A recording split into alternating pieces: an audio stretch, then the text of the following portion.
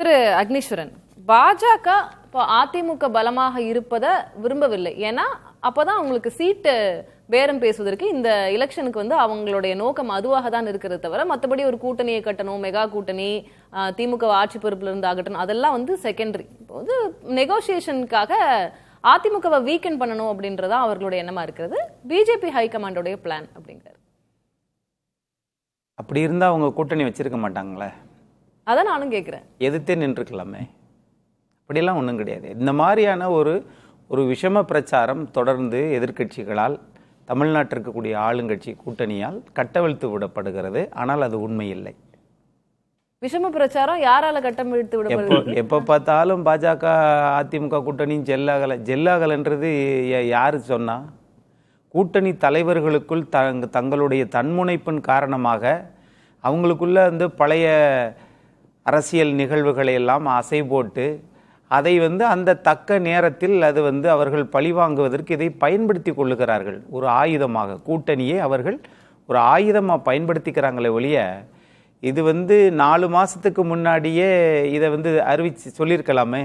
இப்பா எங்களுக்கு ஒத்து வராதுப்பா, 4 மாசம் பேசும்போது அவர் சொல்றாரு, நான் வெயிட் பண்ணிட்டு இருந்தோம், பார்த்துட்டு இருந்தோம். ஏன்னா ஒண்ணு கூட்டணி ஆட்சி அப்படின்னு அமித்ஷா சொன்னது, அதுல அவருக்கு உடன்பாடு தான், டிடிவிக்கு உடன்பாடு தான்.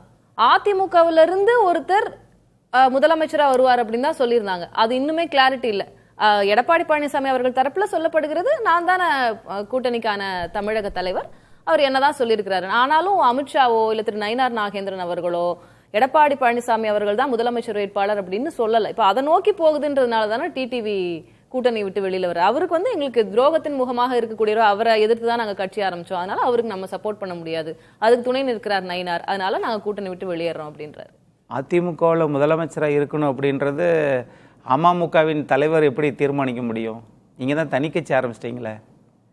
அதிமுகவினுடைய யாரு முதலமைச்சர்? அவருக்கு உடன்பாடு இல்ல. அந்த கூட்டணியில அவர் இருந்தாரு, அந்த கூட்டணியில இபிஎஸ் தான் சிஎம் அப்படின்றதுல எங்களுக்கு உடன்பாடு இல்ல. அவரை முதலமைச்சர் முகம்னு அமித்ஷா சொல்லலன்றார். இப்போ 3 மாசத்துக்கு முன்னாடி முதல் முறையா இங்க பேசும்போது பத்திரிகையாளர் சந்திப்புல சொன்னாங்களே, அன்னைக்கே எங்களுக்கு உடன்பாடு இல்லைன்னு சொல்லியிருக்கலாமே. அதான் சார், அவர் என்ன சொல்றாருன்னா, அதான் நான் வெயிட் பண்ணேன், அதிமுகவுல இருந்து முதல்வர் முகம்னு சொன்னார் தவிர எடப்பாடி பழனிசாமி தான் முதல்வர் வேட்பாளர்னு சொல்லல. வெயிட் பண்ணி பார்த்தோம், இப்ப இல்லன்னு தெரிஞ்சிருச்சு, அதனால நாங்க. அரசியல் என்பது காலத்துக்கு ஏற்றது மாதிரி பாம்பு சட்டையை மாற்றிக் கொள்வதை போல இல்லை அரசியல்.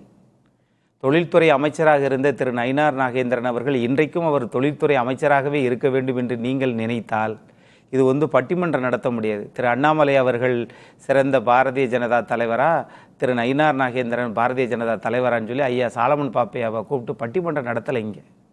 இங்க நம்மளுடைய ஒற்றை இலக்கு என்னன்னு கேட்டீங்கன்னா, திமுக ஆட்சியை அகற்ற வேண்டும், அவ்வளவுதான்.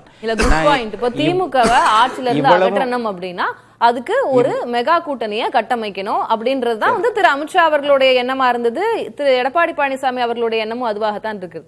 மெகா கூட்டணி இப்ப எப்படி அமைப்போகுது? ஏன்னா இப்போ கூட்டணியில இருந்து ஓபிஎஸ் விலகிட்டாரு, டிடிவி அமமுக விலகி விட்டது, செங்கோட்டையின் முக்கியமான அதிமுக தலைவர் அவரோட பிராக்ஷன் ஒரு கிட்டத்தட்ட 2000 பேர் ராஜினாமா பண்றாங்க அப்படின்ற தகவல்லாம் இருக்கு. ஒவ்வொரு பிராக்மெண்டா பிரிஞ்சுட்டே போறாங்களே கூட்டணியில இருந்து.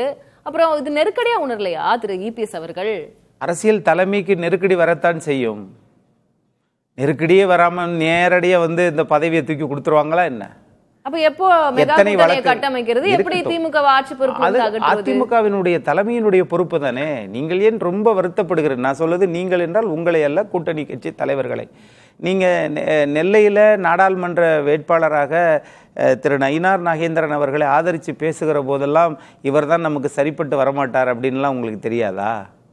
அவரை பாரதிய ஜனதா தலைவராக போட்ட உடனே இல்லை இல்லை இவர் எங்களுக்கு ஒத்து வர மாட்டார், எங்களுடைய நண்பர், எங்களுக்காக வாதாடக்கூடியவர்கள், அதிமுக கட்சி தேர்தலுக்கு 2024 தேர்தலுக்கு பிறகு இவரிடம் போய்விடும் என்று ஜோதிடம் பார்த்தார்களே, அவர் உங்களை மாற்றுகிற போது நீங்களும் வெளியேறி இருக்கலாமே. ஆகவே இவைகளெல்லாம் காலத்துக்கு ஏற்ற மாதிரி அவங்கவுங்க முடிவு எடுப்பாங்க. என்ன முடிவு எடுத்தாலும் தமிழ்நாட்டில் அதிமுக தலைமையில் தான் கூட்டணி. அதிமுகவினுடைய முதலமைச்சர் வேட்பாளர் என்பதை அதிமுகவின் பொதுச் செயலாளர் தான் முடிவெடுக்க முடியும். ஆகவே இதை வந்து திரும்ப திரும்ப பேசுவதனால எந்த விதமான ஆக்கப்பூர்வமான சிந்தனையும் வராது அப்படின்றது என்னுடைய பார்வையை நான் பார்க்கிறேன். இல்ல திரு அக்னி, இப்போ டிடிவி வெளியில போயிட்டாரு. இப்போ டிடிவி, ஓபிஎஸ், சசிகலா, ஏன் திரு செங்கோட்டையனும் அவங்களோட சேருவதற்கான வாய்ப்பு இருக்கு. அவங்க எல்லாம் சேர்ந்து இன்னும் வேற மாதிரியான ஒரு கூட்டணி கூட அமைக்கிறதுக்கான வாய்ப்பு இருக்கு. ஏன்னா நீங்க நினைச்சு பார்க்க முடியாத ஒரு கூட்டணி அமைப்போம் அப்படின்றாரு. இப்போ இதெல்லாம் ஒரு த்ரெட்டா இருக்காதா தேசிய ஜனநாயக கூட்டணி அதிமுக பிஜேபி அலையன்ஸ்க்கு? இதெல்லாம் ஒரு நெருக்கடியா இருக்காதா? நீங்க அவ்வளவு குறைச்சு எடை போடுறீங்களா? நெருக்கடி தர வேண்டும் என்பது தானே நம்மளுடைய அரசியல் பயணமாவே இருக்கிறது. நாம் இன்னொருவரை தோல்வியாக்க வேண்டும், அதற்காக நாம் அரசியல் விற்று அப்படியே ஒண்ணுமில்லாம போனாலும் பரவாயில்ல என்ற நிலைப்பாடு தானே தமிழ்நாட்டில் இன்னைக்கு சுத்தி சுத்தி வளம் வந்துட்டு இருக்கு. அது எப்படி ஏற்புக்கூடியதா மாறும்? ஆக்கப்பூர்வமான அரசியலா, நேர்மறை அரசியலா எப்படி மாறும்?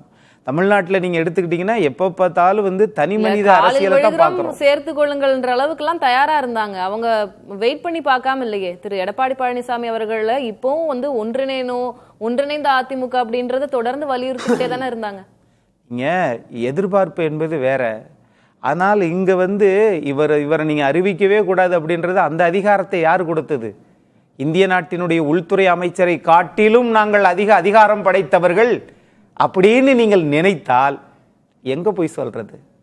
அதனுடைய விளைவு என்னவாகும் என்பது உங்களுக்கும் தெரியும். எதற்காக நீங்கள் நான் எப்ப கேட்கிறேன், எப்பயாவது வந்து இவங்க வந்து நான் உயிருள்ள வரை பாரதிய ஜனதாவுடன் கூட்டணி வைக்கவே மாட்டேன் என்று சொன்னவர்களெல்லாம் கூட்டணி வைத்த போது யாராவது கேட்டாங்களா? எப்பா நீங்க இந்த மாதிரி சொன்னீங்களே, வச்சுட்டீங்களேன்னு கேட்டாங்களா? அது அவ்வளவுதான், மறந்துடுவாங்க. ஆகவே அவர்களுக்கு தேவையான நேரத்தில் இவர்கள் வந்து தங்களுடைய அந்த சங்கை எடுத்து ஊதுவார்கள். அதனால் எந்த பிரயோஜனமும் இல்லை. இவர்கள் எல்லோரும் சேர்ந்து திராவிட முன்னேற்ற கழகத்தையும் திமுக கூட்டணியும் பலப்படுத்துவதற்கு இவர்கள் காய் நகர்த்துகிறார்கள்.